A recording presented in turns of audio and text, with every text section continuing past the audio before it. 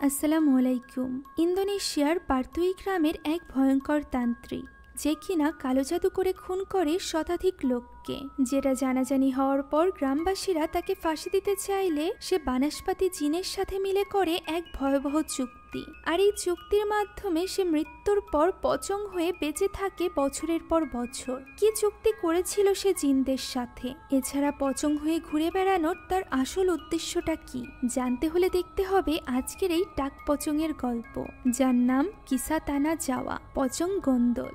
গল্পের শুরুতে আমরা 1983 সালের এক ভয়ঙ্কর রাতের দৃশ্য দেখতে পাই, যে রাতে এক বিশাল বড় বটগাছের নিচে বসে কিছু লোকেরা অদ্ভুত কিছু পড়ছিল জিকিরের মতো করে, সেই সাথে একটা লাশকে গোসল করাচ্ছিল।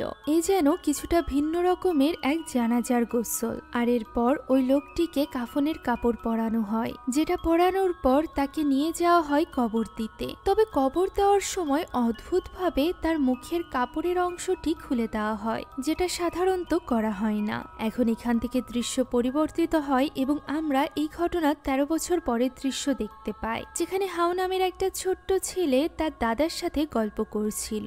হাওয়ের দাদা এখানে তার ড্রয়ার থেকে একটি পাতা বের করে। এই পাতাটি বহু বছর পুরনো সময়কালে, যে সময়কালে এই পাতার উপর মানুষেরা লেখাপড়া করত। হাওয়ের দাদা এখানে হাওকে বলে সে এই পাতার মাধ্যমে অতীতকালে ভ্রমণ করতে চলেছে, তাই এই সময়টুকুতে যেন হাও তার উপর নজর রাখে, যাতে করে তার হাত থেকে এই পাতাটি কোথাও না যায়। হাও এখানে সম্মতি জানায়। তবে কিছুক্ষণের মধ্যে তার দাদা যখন অতীতে চলে গিয়েছিল, হঠাৎই হাওকে তার মা ডাক দেয় এবং জানায় রিদা এসেছে। যা শুনে হাও অনেক এক্সাইটেড হয়ে পড়ে। সে ওই ঘরের জানালা খুলে দেখতে পায় বাইরে দাঁড়িয়ে আছে রিদা, যাকে দেখে হাও এতটাই এক্সাইটেড হয়ে যায় যে সে তার দাদার বলা কথা ভুলে যায়। সে তখনই সেখান থেকে বেরিয়ে চলে যায় রিদার কাছে। রিদা তাকে বলে ঘুরতে যেতে। হাও এই কথাই রাজি হয়ে যায়, সে তার দাদার কথা ভুলেই গিয়েছিল। এদিকে আমরা তার দাদার হাতে থাকা ওই পাতাটিকে দেখতে পাই, যেটা কিনা দরজা খোলা থাকার কারণে বাতাস এসে উড়িয়ে নিয়ে যায় এবং সেটা জানালা দিয়ে বাইরে চলে যায়, যার ফলে হঠাৎই করে হাওয়ের দাদার কিছু একটা হতে শুরু করে। তবে সে যেন সাহায্যের জন্য কাউকেই ডাকতে পারছিল না। এখন এখান থেকে আবারও দৃশ্য পরিবর্তিত হয় এবং আমরা 17 বছর পরের দৃশ্য দেখতে পাই, যখন হাও বড় হয়ে গিয়েছিল। সে কিছু একটা নিয়ে ভাবছিল, এমন সময় তার কাছে আসে রিতা। রিতা এখানে হাওকে কোন একটা সেমিনারের জন্য প্রস্তুতি নিতে বলে। এছাড়া সে আরো বলে যে সামনের মঙ্গলবার তাদের আরো একটি প্রজেক্ট রয়েছে, যেটা কোনোভাবেই ক্যান্সেল করা সম্ভব নয়। তাই হাও যেন নিজের ট্রিপটা মঙ্গলবারের পরে রাখে। মূলত এই ট্রিপটা নর্মাল কোনো ট্রিপ ছিল না, বরং ছিল অতীতে গিয়ে ইতিহাস ঘুরে দেখার ট্রিপ। আমরা বুঝতে পারি হাও তার দাদার মতো করেই অতীতে ঘোরাফেরা করত। এই পদ্ধতির নাম ছিল রেট্রোকগনিশন। রেট্রো মানে অতীত এবং কগনিশন মানে হলো জানা। রেট্রোকগনিশন হলো অতীত সম্পর্কে জানা। এখানে সেমিনারে আসা সকলকে হাও রেট্রোকগনিশনের ব্যাপারে খুলে বলে যে এই পদ্ধতি ব্যবহার করে অতীতের কোনো একটা বস্তু স্পর্শ করলে ওই বস্তুর সময়কালে যাওয়া যায়। তবে মজার বিষয় হলো অতীতে যে ব্যক্তি যাচ্ছে সে কিন্তু নিজে যায় না, বরং তার সাথে থাকা কারেন জিন অতীতে যায় এবং যে বস্তু স্পর্শ করে আছে সে সেই বস্তুর মালিকের ভেতরে প্রবেশ করে এবং ওই মালিকের দৃষ্টিকোণ থেকেই কারেন জিন অতীতের ব্যাপারে জানতে পারে। আর এরপর হাওয়ের কারেন জিন যখন হাওয়ের মধ্যে ফিরে আসে, তখন হাও এই সব কিছুর ব্যাপারে জানতে পারে। একথা শুনে দর্শকদের মধ্য থেকে একজন প্রশ্ন করে যে এই পদ্ধতির মাধ্যমে অতীতে গিয়ে হাও কি কোনো অতীতের ঘটনা পরিবর্তন করতে পারে? উত্তরে হাও বলে না, শুধুমাত্র তার কারেন জিনই অতীতে যায় এবং সে শুধুমাত্র যে ব্যক্তির জিনিসটা স্পর্শ করে আছে সেই ব্যক্তির মধ্যে থেকেই সবকিছু দেখতে পারে। সে ওই ব্যক্তিকে কন্ট্রোল করতে পারে না, যে কারণে সে কোনো কিছু পরিবর্তনও করতে পারে না। সে শুধুমাত্র জ্ঞান আহরণ করতে পারে যে ওই দিন ওই সময় কি ঘটেছিল এই ব্যাপারে জানতে পারে। এরপর সেখানে থাকা আরো একজন মেয়ে প্রশ্ন করে যে এইভাবে অতীতে গিয়ে এমন কি কোনো ঘটনা ঘটেছে যে কারোর কারেন জিন ফিরেই আসেনি? আর যদি কারোর কারেন জিন ফিরে নাই এসে থাকে তাহলে ওই ব্যক্তির সাথেও কি ঘটবে? এই প্রশ্ন শুনে হাউ যেন কোথাও একটা হারিয়ে যায়। আমরা দেখতে পাই 17 বছর আগের সেই ঘটনা। সেদিন যখন খেলা করে হাউ এবং রিদা বাড়িতে ফিরে এসেছিল, তখন হাউ দেখে তাদের বাড়ির সামনে অ্যাম্বুলেন্স দাঁড়ানো এবং তার দাদাকে নিয়ে যাওয়া হচ্ছে হসপিটালে। ততক্ষণে তার দাদা অলরেডি মারা গিয়েছে। আমরা বুঝতে পারি রেট্রোকগনিশন করার সময় যে বস্তু স্পর্শ করে কেউ অতীতে যায়, অর্থাৎ কারোর কারিনজিন অতীতে যায়, সেই বস্তু তার কাছে থাকা খুবই জরুরি। যদি ওই বস্তু তার হাতে না থাকে তাহলে কারিনজিন অতীতেই ফেসে যাবে। এতে করে ওই ব্যক্তির মৃত্যু অনিবার্য, যেমনটি হাওয়ের দাদার সাথে ঘটেছিল। আর যেহেতু এই ঘটনাটি হাওয়ের ভুলের কারণেই ঘটেছিল, তাই সে এই প্রশ্ন শুনে অনুতাপে চলে গিয়েছিল। তবে এখানে রিদা এসে পরিস্থিতি সামলে নেয় এবং আগামী সেমিনারে আসার জন্য বলে সকলকে বিদায় জানিয়ে দেয়। তবে সেখানে দুজন ব্যক্তি ছিল যারা কিনা এতক্ষণ যাবৎ সেমিনার শেষ হওয়ার জন্য অপেক্ষা করছিল। সেমিনার শেষ হতেই তারা হাওয়ের সাথে কথা বলতে আসে, যেখানে মেয়েটি হাওয়ের কাছে সাহায্য চায়। মূলত তাদের মেয়ে সারিকে 2 দিন ধরে খুঁজে পাওয়া যাচ্ছে না। 2 দিন আগে স্কুল শেষে সে আর বাড়িতে ফেরেনি। এ কারণেই তার মা ভীষণ চিন্তিত ছিল। তবে তার বাবার মনে হচ্ছিল যে তার মেয়ে হয়তো বা কোনো বয়ফ্রেন্ডের সাথে ভেগে গিয়েছে এবং কিছুদিন পর ঠিকই প্রেগনেন্ট হয়ে ফিরে আসবে।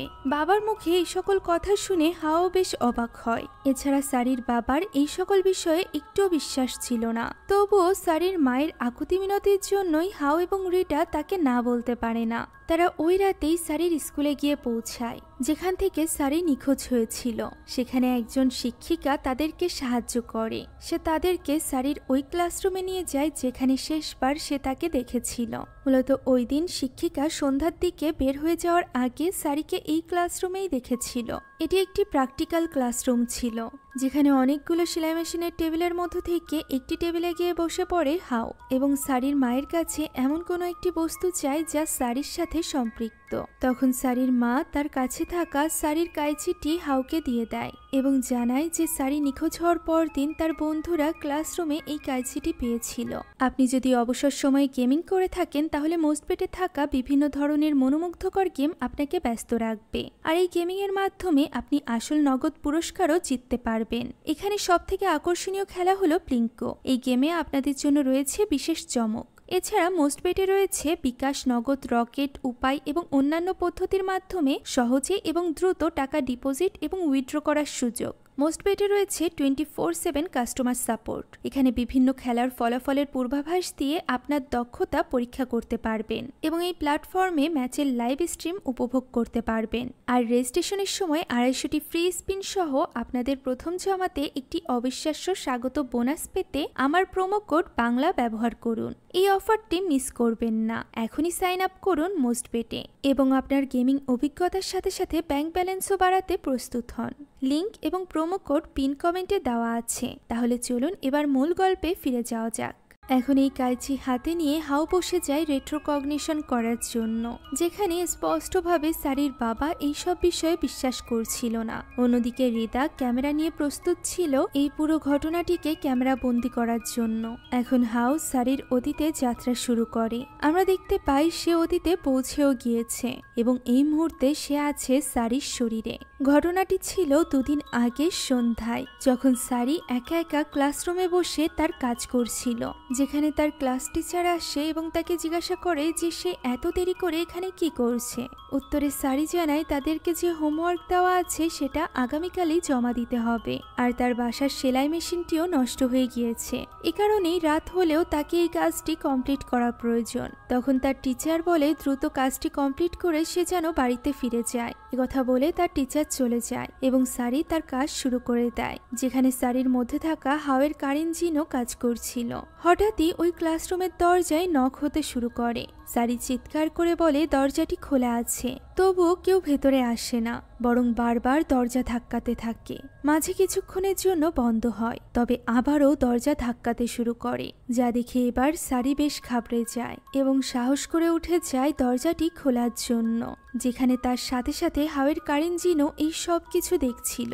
দরজা খুলে সে বাইরে বের হতেই সেখানে কাউকেই দেখতে পায় না এবং আশেপাশে দেখতে থাকে যে কেউ আছে কিনা। যেখানে আমরা তার থেকে কিছুটা দূরে একটা অদ্ভুত ধরনের পচংকে দাঁড়িয়ে থাকতে দেখতে পাই। তবে এটা সারি অথবা হাওয়ের কার ইঞ্জিন কেউই দেখতে পায় না, তাই তো সে ভিতরে এসে দরজা আটকে দেয় এবং আবারও সেলাই মেশিনে বসে দ্রুত কাজ করতে থাকে, যাতে করে সে দ্রুত কাজ সেরে এখান থেকে বেরিয়ে যেতে পারে। তবে এই তাড়াহুড়ার মাঝেই হঠাৎ করে ক্লাসরুমের লাইটটি বন্ধ হয়ে যায়, যা দেখে সে বেশ অবাক হয়। লাইটের দিকে দেখে সে যখনই নিচের দিকে তাকায়, সে দেখতে পায় যে সে যে কাপড়টি সেলাই করছিল সেটা সেখানে নেই, বরং সেখানে আছে একটি নোংরা কাফনের কাপড়। আর ওই কাপড়ের শেষে দাঁড়িয়ে আছে এক ভয়ঙ্কর দেখতে পচং, যা দেখা মাত্রই সারি ঘাবড়ে যায় এবং তার আঙুলে সেলাই মেশিনে সুই ঢুকে যায়, যার ফলে সে প্রচন্ড ব্যথা পায়। সে ওই মেশিন থেকে সুইটি টেনে খুলে নিয়ে আসে এবং আবারও পেছনে তাকিয়ে দেখতে পায় তার পেছনে তো কেউই নেই, যে কারণে সারি এবার ঘাবড়ে যায় এবং তখনই তার ব্যাগপত্র নিয়ে সেখান থেকে বেরিয়ে যায়। আর এই তাড়াহুড়ায় সে তার কাঁচিটি ওই টেবিলের উপরে ভুলে রেখে চলে যায়। সে ক্লাসরুম থেকে বের হয়ে আঙুলটি ধরে দৌড়াতে থাকে এবং চলে আসে বেশ খানিকটা দূরে। আর এরপর সে এক স্থানে দাঁড়ায় এবং আস্তে করে তার আঙুলের ভেতরে থাকা ওই সুইটি টেনে বের করে নিয়ে আসে। এতে করে তার খুব যন্ত্রণা হয়।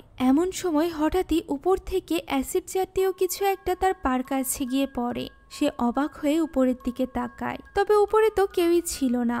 তখনই সামনে থেকে কিছু একটা এসে তার উপর হামলা করে এবং সে কিছু বুঝে ওঠার আগেই সেখানেই পড়ে যায়। আর এরপর আমরা দেখে বুঝতে পারি যে কেউ হয়তো বা তাকে টেনে কোথাও একটা নিয়ে যাচ্ছে। আর এরপর দেখা যায় জঙ্গলের ভেতরে থাকা একটা কুয়োর মধ্যে তাকে আটকে রেখেছে, যা দেখা মাত্রই হাউ নিজের জ্ঞানে ফিরে আসে, অর্থাৎ সে বর্তমানে ফিরে আসে, যেখানে এই অতীত যাত্রার ফলে হাউ অনেকটা দুর্বল হয়ে পড়েছিল। তাই তো রিদা তাকে পানি পান করতে দেয়, যেটা পান করে হাউ একটু স্বাভাবিক হয়। তখন সারির মা তাকে জিজ্ঞাসা করে যে সে সারিকে খুঁজে পেয়েছে কি। উত্তরে হাউ বলে সে জানে সারি কোথায় আছে, তার একটি দড়ি লাগবে।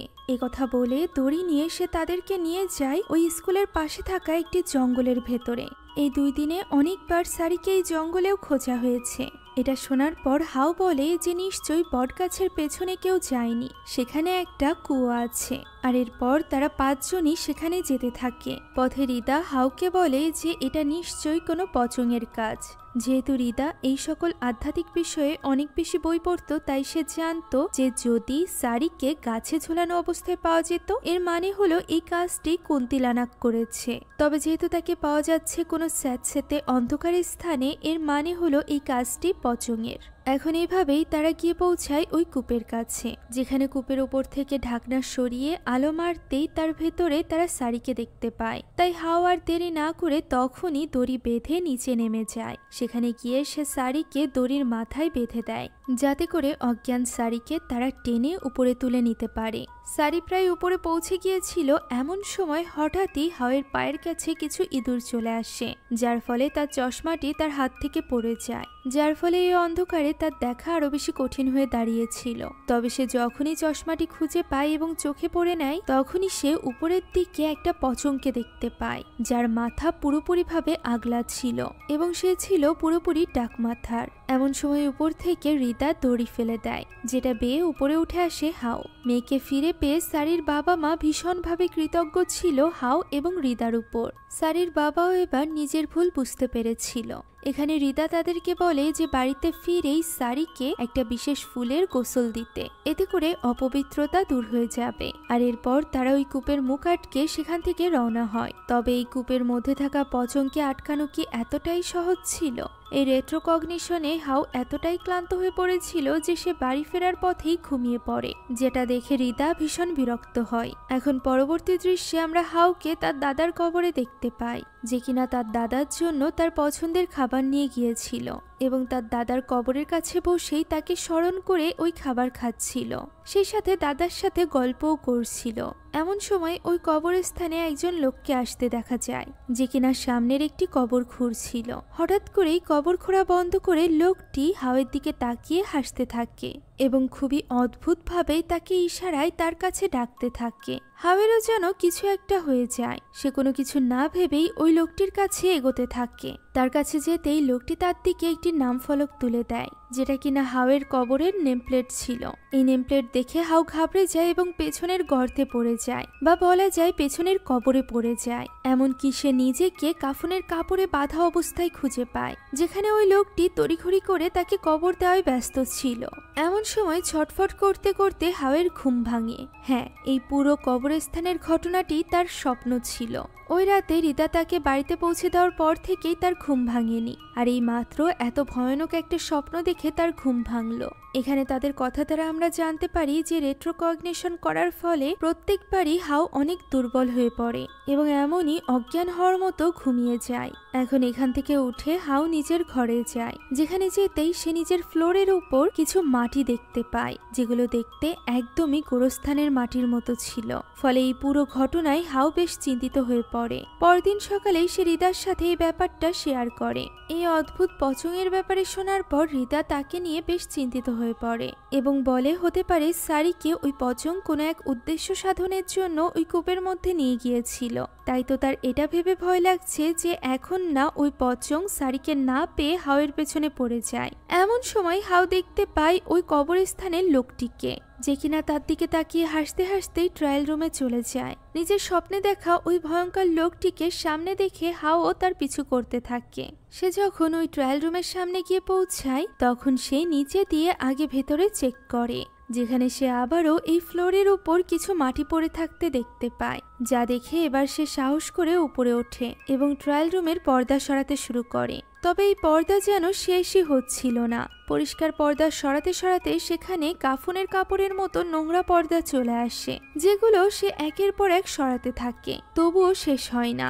আর যখন এই পর্দা শেষ হয়, তখন সে আয়নায় নিজের স্থানে স্বপ্নে দেখা ওই টাকমাথার লোকটিকে দেখতে পায়। তাকে এইভাবে দেখে অবাক হয়ে হাও আয়নার দিকে এগিয়ে যায়। এবার সে আয়নায় নিজেকেই দেখতে পারছিল।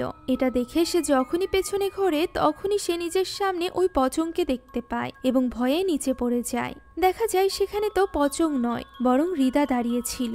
রিদা এখানে হাওকে ডেকে তার হুঁশ ফেরায়। এই পুরো ঘটনায় হাও এতটাই ঘাবড়ে গিয়েছিল যে সে দ্রুত ওই শপিং মল থেকে বেরিয়ে আসতে চায়। তখন রিদা তাকে বলে যে সে তো বলেছিল এমন কিছুই হতে চলেছে।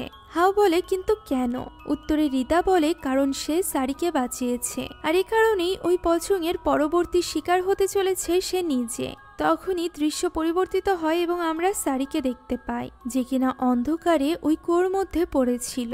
জ্ঞান ফিরতেই অর্থাৎ চোখ মেলতেই সে হঠাৎই চিৎকার করতে শুরু করে, কারণ তার আঙুলের মধ্য দিয়ে ওই পচং কিছু একটা শুষে খাচ্ছিল, যা দেখে সে ভয়ে চিৎকার করছিল। আর এই স্বপ্ন দেখেই সারির ঘুম ভাঙে। তবে সে চোখ বেশিক্ষণ মেলে রাখে না, বরং ঘুমানোর চেষ্টা করে। তবে চোখ বন্ধ করতেও সে সবকিছু যেন দেখতে পারছিল। আশেপাশে মাথা ঘুরিয়ে সে আশেপাশের সবকিছু চোখ বন্ধ থাকা অবস্থাতেই দেখতে পারছিল। এমন সময় সে তার ঘরের এক কোণে ওই পচংকে দেখতে পায় এবং ঘাবড়ে শোয়া থেকে উঠে বসে। হঠাৎই দরজায় শব্দ হয়ে ওঠে, যেন কেউ ধীরে ধীরে দরজাটি খুলছিল, যা দেখে সারি একটু ঘাবড়ে যায়। এমন সময় দরজা খুলে সেখানে প্রবেশ করে তার মা।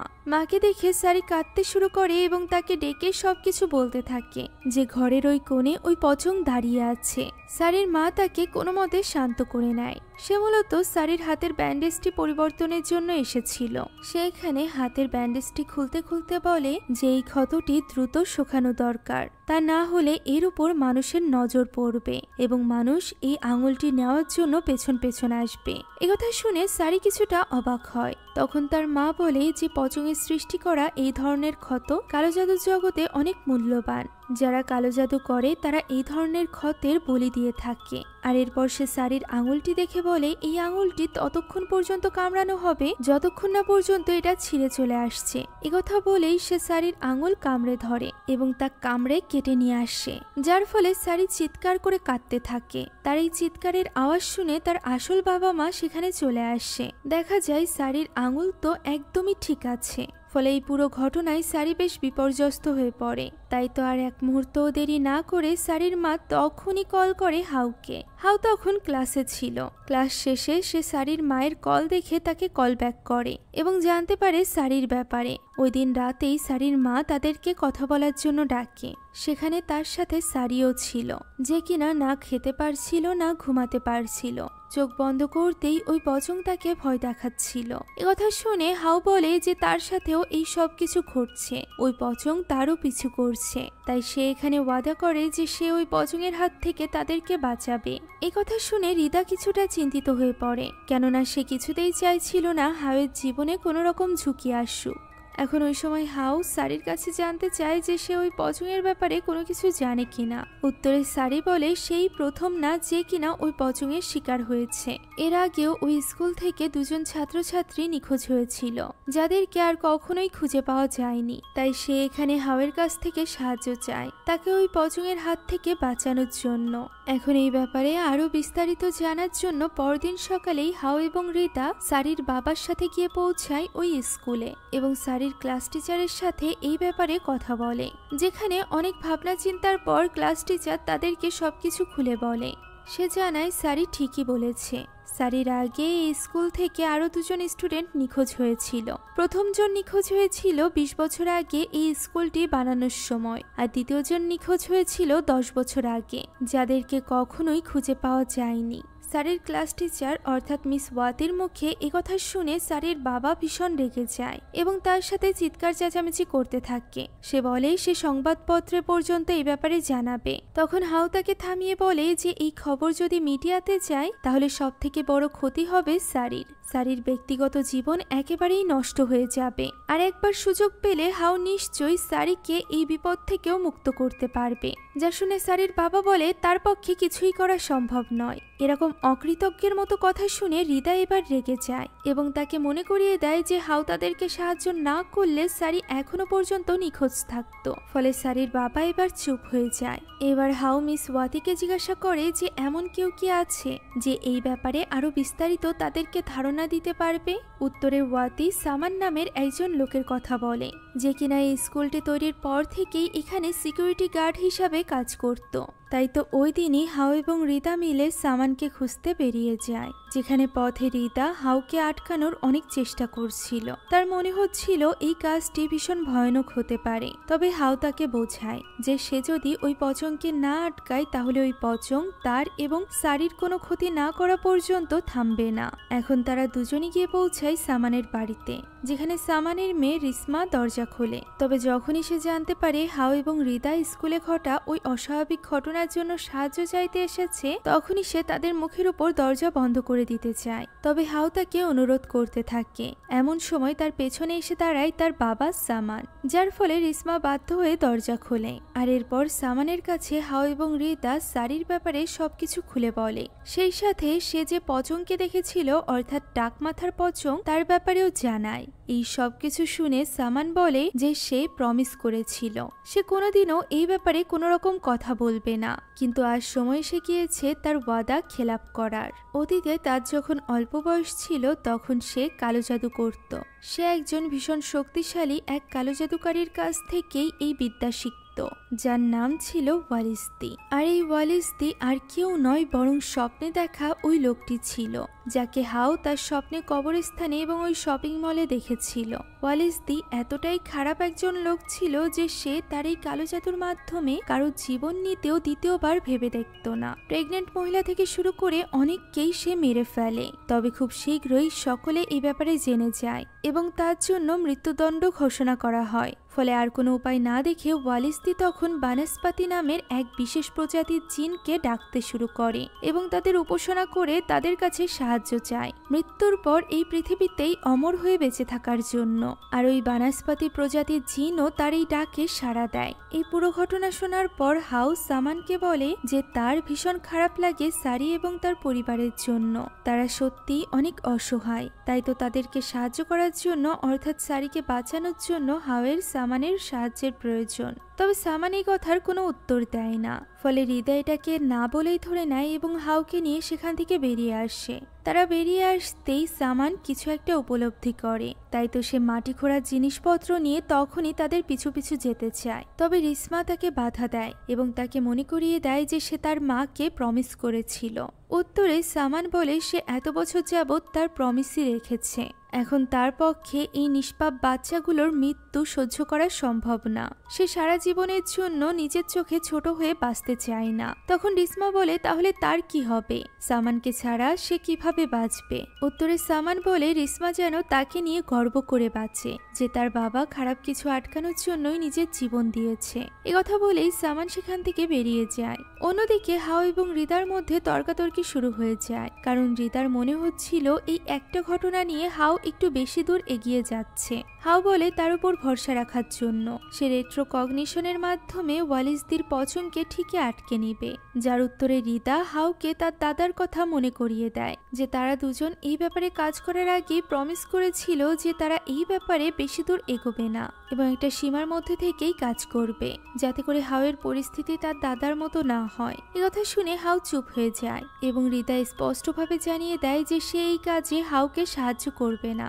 কথা বলেই হৃদা সেখান থেকে চলে যায়। এরই মধ্যে হাওয়ের কাছে চলে আসে সামান। সে হাউকে বলে যে চলো ওয়ালিসদের পচনকে দোজকে পাঠায়, যা শুনে হাউ যেন নিজের মধ্যে স্পৃহা আবারও ফিরে পায়। তাই তো তারা দুজন তখনই রওনা হয় স্কুলের উদ্দেশ্যে। পথে সামান জানায় ওয়ালিসদের কবরের উপরই এই স্কুলটি তৈরি করা হয়েছিল। প্রতি 10 বছর অন্তর অন্তর ওয়ালিসদের কাউকে বলি দেওয়ার প্রয়োজন হয়, যাতে করে তার এনার্জি শুষে নিয়ে সে নিজেকে আবারও রিচার্জ করতে পারে। আর এই এনার্জি সে নেয় ওই ব্যক্তির আঙুল থেকে। বলি দেওয়ার জন্য তার বাছাই করা ওই ব্যক্তির জন্মদিন তার জন্মদিনের সাথে মিলে যায়, যেটা ছিল ক্লায়ুন টিউসডে অর্থাৎ মঙ্গলবার। ওই একই দিনে জন্ম হয়েছিল হাওয়েরও। এখানে হাউ সামানের কাছে তার পরবর্তী পরিকল্পনার ব্যাপারে জিজ্ঞাসা করে। এমন সময় হঠাৎ করে ওই গাড়ির রেডিওতে এক ভয়ানক কণ্ঠ বলে ওঠে যে পরবর্তী পরিকল্পনা হলো হাওয়ের মৃত্যু। কথা শুনে তারা বেশ ঘাবড়ে যায় এবং তখনই হাউ রেডিওটি বন্ধ করে দেয়। এমন সময় হঠাৎ করে গাড়ির পেছনের ডিকি থেকে আওয়াজ আসতে শুরু হয়, যে কারণে গাড়ি থামিয়ে হাউ চায় ডিকি চেক করতে। যেখানে ডিকি খুলতেই সে সেখানে শুধুমাত্র মাটি খোঁড়ার সরঞ্জাম ছাড়া আর কিছুই দেখতে পায় না। কিন্তু ডিকিটি বন্ধ করতেই আবারও ওর ভেতর থেকে আওয়াজ আসছিল, যার ফলে সে আবারও ওই ডিকিটি খোলে এবং ভেতরে ভালো করে চেক করে। সেখানে সত্যিই কিছুই ছিল না। এখন কোনো কিছু না দেখে হাউ ফিরে যায় গাড়িতে এবং সামানকে জানায় সেখানে কিছুই নেই। কথা বলতেই গাড়ির স্টার্টটি আপনি থেমে যায়। হাউ বারবার স্টার্ট দেওয়ার চেষ্টা করতে থাকে, তবে গাড়িটি কিছুতেই স্টার্ট নিতে চাচ্ছিল না। এমন সময় আয়নায় তারা দেখতে পায় ওই পচংটি তাদের গাড়ির পেছনে দাঁড়ানো, যে কিনা ধীরে ধীরে তাদের দিকে এগিয়ে আসছে, যা দেখে সামান বেশ ঘাবড়ে যায় এবং তখনই দোয়া পড়তে শুরু করে। এদিকে হাউ চেষ্টা করছিল দ্রুত থেকে দ্রুত সময়ের মধ্যে গাড়িটি স্টার্ট করার, কারণ ওই পচং প্রায় তাদের কাছাকাছি চলে এসেছিল। হঠাৎই তারা পেছনে কোথাও পচংকে দেখতে পায় না। এমন সময় উপর থেকে আওয়াজ হয়। দেখা যায় পচংটি গাড়ির উপরের কাঁচ ভেঙে ভেতরে প্রবেশের চেষ্টা করছে। এটা দেখে তারা দুজনই ঘাবড়ে যায়। তবে ওই পচং ভেতরে প্রবেশের আগেই হাউ গাড়িটি স্টার্ট করে দেয়। আর এরপর তারা সোজা চলে যায় স্কুলে, যেখানে পৌঁছাতেই তাড়াহুড়া করে সামান চলে যায় গাড়ির ডিকিতে থাকা ওই জিনিসপত্র বের করতে। তবে ডিকি খুলতেই ওই পচং তার মুখে থুতু মেরে দেয়, যা পুরোপুরি অ্যাসিডে ভরা ছিল, যার ফলে সামান সেখানেই ছটফট করতে থাকে। তার চিৎকার শুনে হাউ তার কাছে ছুটে যায়। এখানে সামানের মুখ পুরোপুরিভাবে জ্বলে গিয়েছিল। সে হাউকে শুধুমাত্র এটা জানাতে পারে যে ওয়ালিসদের কবর কোথায় আছে, তবে তাকে আটকানোর জন্য কি করতে হবে তা বলার আর সময় পায় না। সামান সেখানেই মারা যায়, যার ফলে হাউ এবার অসহায় হয়ে পড়ে। সে বুঝতে পারছিল না তার কি করা উচিত, তাই সে এখানে সামানের হাতে থাকা আঙুলের ওই 3টা আংটি নিজের কাছে নিয়ে নেয়, যাতে করে সে রেট্রোকগনিশনের মাধ্যমে অতীতে গিয়ে সামানের শরীরের মধ্যে ঢুকে জানতে পারে যে কি পদ্ধতিতে সে ওয়ালিসদিকে আটকাতে পারবে। এখন ওই আংটি নিয়ে সে চলে যায় বটগাছের কাছে এবং খুঁজে বের করে সেই স্থানটি যেখানে বসে সামান ওই কালো জাদু করেছিল। সেখানে বসে সে একে একে 3টি আংটি নিজের হাতের উপর রেখে চেষ্টা করতে থাকে অতীতে যাওয়ার। শেষমেশ একটি আংটিতে সে গিয়ে পৌঁছায় ওই দিনে যেদিন ওয়ালিসদের মৃত্যুর জন্য কালো জাদু করা হচ্ছিল, যাতে করে তার মৃত্যুর পরও বনস্পতি জিন তাকে অমর রাখে। এখানে অল্প বয়সী সামানের শরীরে ছিল হাওয়ের কারিন জিন, যে কিনা বাকি সকলের মতো এই কালো জাদুতে অংশগ্রহণ করেছিল। সেখানে থাকা প্রত্যেককে একে একে একটি বিশেষ ছুরি দ্বারা আঘাত করা হয়, আর এভাবেই এক এক করে ওই ছুরিটি গিয়ে পৌঁছায় ওয়ালিসদের পেছনে থাকা লোকটির হাতে। ওয়ালিসদি এখানে অদ্ভুত একটা বাক্য বলে, যা বারবার জপ করতে থাকে আশেপাশের সকলে, আর এরপর পেছনে থাকা ওই লোকটি ওয়ালিসদের গলা কেটে তাকে সেখানেই মেরে ফেলে, বা বলা যায় তার আত্মাকে এই দেহ থেকে মুক্ত করে দেয়। আর এরপর তারা সকলে মিলে ওই বাক্যটি পড়তে পড়তে ওয়ালিসদিকে গোসল করায়। এই গোসলের এবং কবরের দৃশ্যই আমরা এই মুভির প্রথমে দেখেছিলাম, আর এরপর তাকে এই অদ্ভুত গোসল শেষে আরো অদ্ভুতভাবে দাফন করা হয়, যেখানে দাফনের সময় তার মাথা ঢাকা হয় না। এই সব কিছু সামানের মধ্যে থাকা হাওয়ের কারিন জিন দেখছিল। এমন সময় হঠাৎই কিছু একটা হয়ে যায়। হাওয়ের কারিন জিন সামানের ভেতর থেকে বেরিয়ে যায়। সে তো দূরে দাঁড়িয়ে সামানকে নিজের চোখে দেখছিল, যা দেখে হাওয়ের কারিন জিন নিজেই অবাক হয়ে যায়। তখন আমরা বর্তমানে দৃশ্য দেখতে পাই, যেখানে হাওয়ের হাতে থাকা আংটিটি হাওয়ায় উঠতে শুরু করেছিল এবং তার ঠিক পেছনে দাঁড়িয়ে ছিল ওই পচংটি, যে কিনা ওই আংটিটি হাওয়ের হাত থেকে নিয়ে ফেলে দেয়, যার ফলে হাওয়ের কারিন জিন এবার অতীতেই আটকে যায়। এদিকে হাওও কিছু করতে পারছিল না, তার অবস্থা ঠিক তার দাদার মতো হয়ে গিয়েছিল। এমন সময় আমরা তার বাড়ির দৃশ্য দেখতে পাই, যেখানে হাওয়ের মা নামাজ আদায় করছিল। হঠাৎই দরজায় কড়া নাড়ার শব্দ হয়। এত রাতে এত জোরে জোরে কড়া নাড়ার শব্দ শুনে তার মা ভয় পেয়ে গিয়েছিল। তখন সে দেখতে পায় দরজায় আর কেউ নয়, বরং রিদা দাঁড়িয়ে আছে। দরজা খুলতেই রিদা হাওয়ের মায়ের কাছে জানতে চায় হাও কোথায়, যার উত্তরে সে বলে হাও তো সবসময় রিদার সাথে থাকে, সে কি করে জানবে হাও কোথায়? সে তো শেষবার তাকে একটা মেসেজ দিয়েছিল যে সে স্কুলে যাচ্ছে। যা শুনে রিদা বুঝতে পারে যে তার নিষেধ করা সত্ত্বেও হাও চলে গিয়েছে সারিকে সাহায্য করার জন্য ওই পচংয়ের সাথে লড়াই করতে, যাকে কিনা এই মুহূর্তে হাওয়ায় ভাসিয়ে ওই পচং নিয়ে যাচ্ছিল ওই কূপের মধ্যে, যাতে করে সে হাওয়ের ভেতর থেকেও তার জীবন শক্তি নিয়ে নিতে পারে। অর্থাৎ সেই বছর হাওকে বলি দিতে চাইছিল, যে ব্যাপারটা হাওয়ের কারিন জিনও বুঝতে পারছিল, তবে তার করার মতো কিছুই ছিল না। সে তো অতীতের ওই ঘটনায় আটকে গিয়েছিল। এদিকে হাওয়েরও নিজের কোনো জ্ঞান ছিল না, যে কারণে সে ওই পচংকেও আটকাতে পারে না। পচংটি তাকে কূপের ভেতরে হাওয়ায় ভাসিয়ে তার আঙুল উঁচু করে এবং সেই আঙুলের মধ্য দিয়ে তার জীবন শক্তি টেনে শুষে নিতে থাকে। অন্যদিকে অতীতে আমরা হাওয়ের কারিন জিনকে দেখতে পাই, যে কিনা অতীতে আটকে যাওয়ার ফলে এবং সামানের শরীর থেকে বের হয়ে যাওয়ার কারণে আস্তে আস্তে অদৃশ্য হতে শুরু করেছিল। এদিকে রিদাও ততক্ষণে পৌঁছে গিয়েছিল স্কুলে, যেখানে জঙ্গলের মধ্যে হাওকে খোঁজার সময় সে ওই বটগাছের নিচে মাটি খোঁড়ার সরঞ্জাম দেখতে পায়, যেখানে ওই 3টি আংটিও পড়েছিল, যা দেখে সে চিনে ফেলে যে এটা তো সামানের আংটি। অর্থাৎ এই আংটির মাধ্যমেই হাও রেট্রোকগনিশন করছিল। তাহলে হাও কোথায়? তখনই তার মাথায় বুদ্ধি খেলে এবং সে পাশের কুয়োটিতে গিয়ে চেক করে, যেখানে হাও দাঁড়িয়ে ছিল এবং তার আঙুল ছিল একদম সোজা, যা দেখে তার আর বুঝতে বাকি থাকে না যে ওই পচংয়ের শিকার হয়েছে হাও। এদিকে সময়ের সাথে সাথে অতীতে হাওয়ের কারিন জিনও হাওয়ার সাথে মিলিয়ে যাচ্ছিল। বিপদ বুঝতে পেরে রিদা আর এক মুহূর্তও দেরি করে না, গাছের সাথে বাঁধা যে দড়িটি ছিল সেটা বেয়েই সে নিচে নামতে শুরু করে। তবে সে নিচে নামার আগে নিজের গলায় ঝুলিয়ে নেয় রসুনের একটি মালা। সে অনেক কষ্টে অনেকটা নেমে হাওয়ের হাত স্পর্শ করার চেষ্টা করছিল। ঠিক তখনই তার হাত আপনা আপনি নেমে যায় এবং সে মাটিতে লুটিয়ে পড়ে, যার ফলে রিদার এবার হাও পর্যন্ত পৌঁছানো আরো বেশি কঠিন হয়ে যায়। তবুও সে হাল ছাড়ে না, কারণ সে জানতো তাকে দ্রুত থেকে দ্রুত সময়ের মধ্যে হাওয়ের কারিন জিনকে এই দুনিয়াতে ফিরিয়ে আনতে হবে। তা না হলে হাওয়ের দাদার মতো করে হাও নিজেও নিঃশেষ হয়ে যাবে। তবে সময় থাকতে রিদা হাও পর্যন্ত পৌঁছে যায় এবং তার হাতে একে একে করে ওই 3টা আংটি দিতে থাকে। শেষমেশ আংটি হাতে পেতেই হাওয়ের জ্ঞান ফিরে আসে, যার ফলে তার কারেনজিনও তার শরীরে ফিরে আসে। রিদা হাওকে সব খুলে বলার পর হাও সামানের ব্যাপারে রিদাকে জানায়। তখন রিদা বলে তারা কিছুতেই সামানের মৃত্যু বৃথা যেতে দিবে না, অর্থাৎ তারা ওই নোংরা টাক পচংকে তার দুনিয়া অর্থাৎ জাহান্নামে পাঠিয়ে দিবে। তার জন্য তো আগে তাদেরকে এই কূপ থেকে বের হতে হবে। যেহেতু হাও অনেকটা অসুস্থ হয়ে পড়েছিল, তাই রিদা বলে সে আগে উপরে যাবে, যাতে করে সে দড়ি টেনে হাওকে উপরে তুলতে পারে। ঠিক এইভাবেই তারা দুজনে উপরে উঠতে শুরু করে, যেখানে রিদা তো উপরে উঠে যায়, তবে সে কিছুতেই হাওকে টেনে উপরে তুলতে পারছিল না, কেননা অলরেডি ওই পচং হাওয়ের এক পায়ের সাথে নিজের কাফনের কাপড় পেঁচিয়ে নিয়েছিল এবং সেটা ধরে জোরে টানছিল, যার ফলে হাও বেশিক্ষণ আর দড়ি ধরে থাকতে পারে না, সে নিচে পড়ে যায়। যা দেখে রিদাও এবার ঘাবড়ে যায়। কোর নিচে বসে হাও চেষ্টা করছিল তার পা থেকে ওই কাফনের কাপড়টি খোলার, তবে সেটা কিছুতেই খুলছিল না। এদিকে কূপের মধ্যে পানি ভরতে শুরু করেছিল, আর এই পানি এত দ্রুত গতিতে আসছিল যে খুব শীঘ্রই এই পানি পৌঁছে যায় হাওয়ের গলা পর্যন্ত।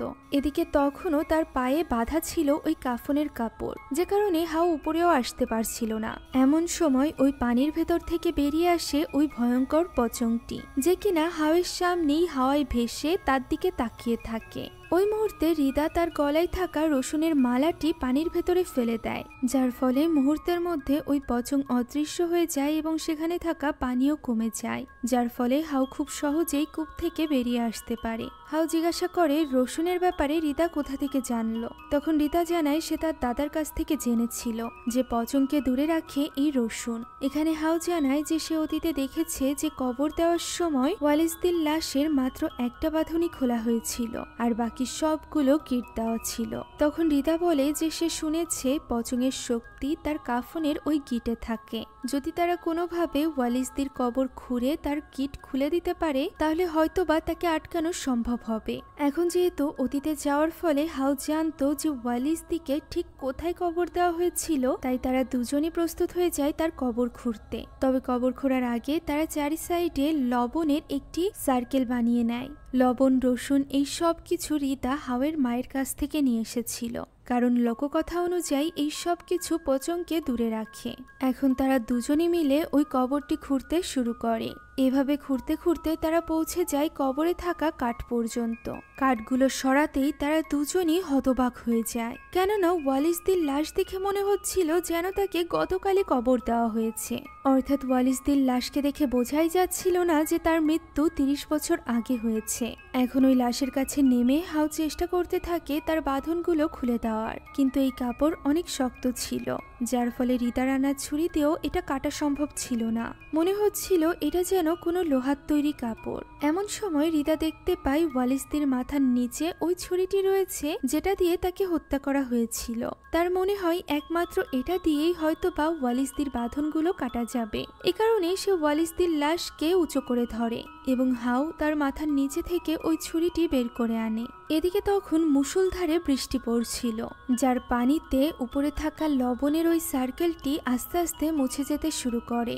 এদিকে ওই ছুরির সাহায্যে খুব সহজেই ওয়ালিসদের লাশের ওই বাঁধন খোলা যাচ্ছিল, তাই তো হাও দ্রুত কয়েকটা বাঁধন খুলে ফেলে। এরই মধ্যে ওই পচংটিকে দেখা যায় যে কিনা ওই সার্কেল পার করে ঠিক তাদের পেছনে এসে দাঁড়িয়েছে। তখন রিদাও লক্ষ্য করে যে বাইরে থাকা লবণের ওই সার্কেল মুছে যাচ্ছে, তাই সে ওই কবর থেকে উঠে আসে এবং সার্কেলটি পুনরায় বানাতে শুরু করে। ওই সময় কবরে হাও একা ছিল, যে কিনা আস্তে আস্তে করে বাঁধন খুলছিল। এমন সময় ওয়ালিসদের লাশ উঠে বসে এবং হাওকে নিয়ে ওই কবরের মধ্যে শুয়ে পড়ে। সাথে সাথে উপর থেকে মাটি পড়ে কবরটি বন্ধ হয়ে যেতে থাকে। এটা দেখা মাত্র রিদা দৌড়ে নেমে যায় কবরে এবং দ্রুত ওই কবর হাত দিয়ে খুঁড়তে শুরু করে, যাতে করে সে হাওকে বাঁচাতে পারে। এভাবেই সে একটা পর্যায়ে হাও পর্যন্ত পৌঁছে যায় এবং তাকে বাঁচাতে সক্ষম হয়। তবে এমন সময় সেখানে পৌঁছে যায় ওয়ালিসদের পচং, যে কিনা রিদার গলা চেপে ধরে এবং তাকে উঁচু করে নিয়ে গাছের সাথে লাগিয়ে দেয়, আর এরপর তার শরীর চেপে ধরে তাকে অন্য কোথাও পাঠিয়ে দেয়। এই সব কিছু সহ্য করতে না পেরে হাউ তখনই ওঠে এবং ওয়ালিসদের ওই পচঙের উপর আক্রমণ করতে চায়। তবে পচং তাকে আটকে নেয় এবং তার আঙুল বাঁকিয়ে ফেলে। সেই সাথে আবারও ওই আঙুলের মধ্যে দিয়ে হাউয়ের ভেতরে থাকা এনার্জি শুষে নিতে শুরু করে। এমন পরিস্থিতি দেখে হাউ নিজের অন্য হাত দিয়ে ছুরিটি তুলে নেয় এবং সেটা দিয়ে আঘাত করে ওই পচঙের গায়ে, যার ফলে ওই পচং তাকে ছেড়ে দেয়। তখন এই সুযোগে হাউ দ্রুত ওই লাশের শেষ দুটো বাঁধনও কেটে দেয়, আর এটা কেটে দিতেই আস্তে আস্তে করে ওই পচং হাওয়ায় মিলিয়ে যায়। ওয়ালিসদের লাশও পরিণত হয় কঙ্কালে, অর্থাৎ এখন দেখে মনে হচ্ছিল যে এই লাশ 30 বছর পুরনো। এখন ওই পচংকে হারানোর পর হাউ দ্রুত উঠে আসে রিদার কাছে, যে কিনা মাটিতে পড়েছিল। যাকে এইভাবে দেখে হাউ একেবারেই ভেঙে পড়ে। সে বারবার রিদাকে ডাকতে থাকে, তবে রিদা কোনো সাড়া দেয় না, যার ফলে তার মনে হতে থাকে যে রিদা হয়তোবা তাকে ছেড়ে চলে গিয়েছে। এমন সময় রিদা কথা বলে ওঠে, যার ফলে হাউ স্বস্তির নিঃশ্বাস ফেলে এবং রিদার কাছেই শুয়ে পড়ে। তাকে এইভাবে শুতে দেখে রিদা ভীষণ রেগে যায় এবং বলে দ্রুত অ্যাম্বুলেন্স ডাকতে, তার হাত ভেঙে গিয়েছে। একথা শুনে হাউ তার হাতটিকে নাড়িয়ে দেখে যে সত্যিই সেটা ভেঙেছে কিনা, যার ফলে ব্যথায় রিদা জোরে চিৎকার করে ওঠে। এখন পরদিন সকালের দৃশ্য আমরা দেখতে পাই, যেখানে রিজমা তার বাবা সামানের কবরের কাছে বসেছিল। সেই সাথে তার এই দুঃখে তার পাশে ছিল হাউ এবং রিদা। তাকে সান্ত্বনা দিয়ে হাউ এবং রিদা গিয়ে পৌঁছায় সারির বাড়িতে, যেখানে সারি এতদিন পর প্রথমবারের মতো গত রাতে ঘুমাতে পেরেছিল। আর তাকে আবারও একটি স্বাভাবিক জীবন উপহার দেওয়ার জন্য তারা এখানে হাউ এবং রিদাকে ধন্যবাদ জানায়। সেই সাথে সারির বাবাও তাদের কাছে আন্তরিকভাবে ক্ষমা চায়, কেননা সে প্রথম থেকেই তাদের উপর কোনো রকম বিশ্বাস রাখেনি। সে এটাও বলে যে সে সারা জীবন হাউ এবং রিদার প্রতি ঋণী হয়ে থাকবে। এখন এরপর রিদা এবং হাউ খুশি খুশি তার বাড়ি থেকে বেরিয়ে আসে, যেখানে রিদা হাউকে তার ট্রিপের কথা মনে করিয়ে দেয়। ইতিহাসের যে ভ্রমণে যাওয়ার জন্য হাউ এত বেশি এক্সাইটেড ছিল। তবে হাউ এখন আর ওই ট্রিপে যেতে চায় না, বরং সে তার এই শক্তি দ্বারা মানুষদেরকে সাহায্য করতে চায়। কেননা এই ঘটনা দ্বারা সে বুঝতে পেরেছে যে সে এই শক্তি দ্বারা খুব সহজেই মানুষদেরকে সাহায্য করতে পারবে। হয়তোবা তার দাদা বেঁচে থাকলে এটাই চাইতো। একথা শুনে রিদা অনেক খুশি হয়ে যায় এবং হাউকে বলে সে সব সময় হাউয়ের পাশে আছে। সে হাউকে নিয়ে গর্ব করে। হাউ এই কথা শুনে খুশি হয়ে যায় এবং তারা দুজন মিলে রওনা দেয় নতুন কোনো যাত্রার উদ্দেশ্যে। আর এখানেই আজকের এই গল্পটি শেষ হয়ে যায়। আশা করছি এই গল্পের কাহিনী আপনাদের কাছে ভালো লেগেছে। যদি ভালো লেগে থাকে তাহলে একটি লাইক এবং একটি কমেন্ট করতে ভুলবেন না। আর সম্পূর্ণ মুভিটি আমাদের টেলিগ্রাম চ্যানেলে আপলোড দেওয়া আছে, তাই মুভিটি দেখতে চাইলে কমেন্ট বক্সে দেওয়া লিঙ্ক থেকে জয়েন করুন আমাদের টেলিগ্রাম চ্যানেলে। Thank you so much for watching this video. আল্লাহ হাফেজ।